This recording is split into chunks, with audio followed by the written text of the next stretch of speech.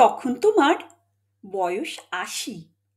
দাঁড়াবে গিয়ে আয়নায়, নিজেই বিষম চমকে যাবে। ভাববে, এ কে? সামনে কোন ডাইনি?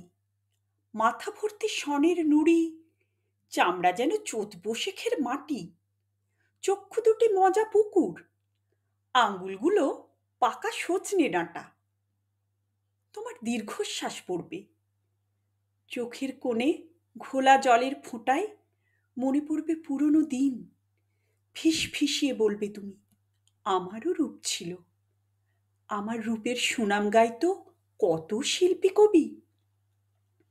তাই না শুনে পেছন থেকে তোমার বাড়ির অতি ফিচকে দাসী হেসে উঠবে ফিকফিকিয়ে। রাগে তোমার শরীর জ্বলবে। আজকাল আর ঝি চাকরের নেই কোনো ভব্যতা। মুখের উপর হাসে, এত সাহস! তুমি গজগজিয়ে যাবে অন্য ঘরে, আবার ঠিক ফিরে আসবে। ডেকে বলবে, কেন কেন রে তুই হাসিস? তোর বিশ্বাস হলো না? আমারও রূপ ছিল, এবং সে রূপ দেখে পাগল হয়েছিলেন অনেক লোকই, এবং কবি সুনীল গঙ্গোপাধ্যায়। দাসীটি তার চোখ তুলবে কপাল জুড়ে, প্রকাশ্যেই বলবে, এবার বুঝি মাথা খারাপ হলো তোমার বুড়িমা? আবুল তাবুল বকছো তুমি।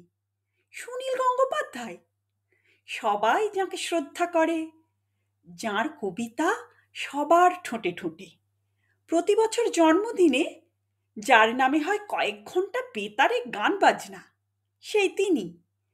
সেই কবি এমন বুড়ির জন্য পাগল হয়েছিলেন। হি হি হি হি। রাগে তোমার মুখের চামড়া হয়ে উঠবে চিংড়ি মাছের খোসা। তুমি ভাববে, এক্ষুনি সুনীলকে ডেকে যদি সবার সামনে এনে প্রমাণ করা যেত। কিন্তু হায়, কি করে তা হবে? সেই সুনীল তো মরেই ভূত ২৫ বছর আগে।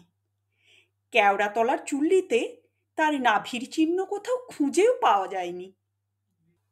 তাই তো বলি, আজও সময় আছে। এখন তুমি ২৭, এবং সুনীলও বেশ যুবক।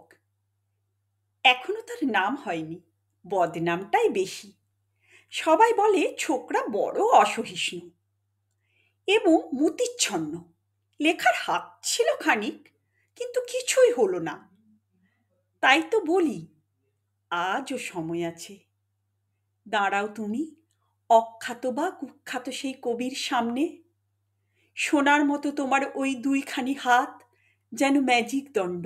বলা যায় না, তোমার হাতের ছোঁয়া পেয়ে একদিন সে হতেও পারে দ্বিতীয় রবি ঠাকুর। তোমার সব রূপ খুলে দাও, রূপের বিভায় বন্দি করো। তোমার রূপের অরূপ রঙ্গ তাকে সত্যি পাগল করবে।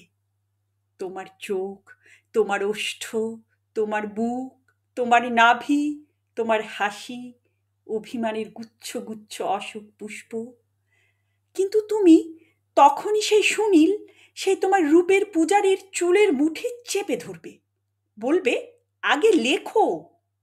শুধু মুখের কথায় নয়, রক্তলেখা ভাষায় কাব্য হোক রূপের শ্লোক, অমর ভালোবাসায়।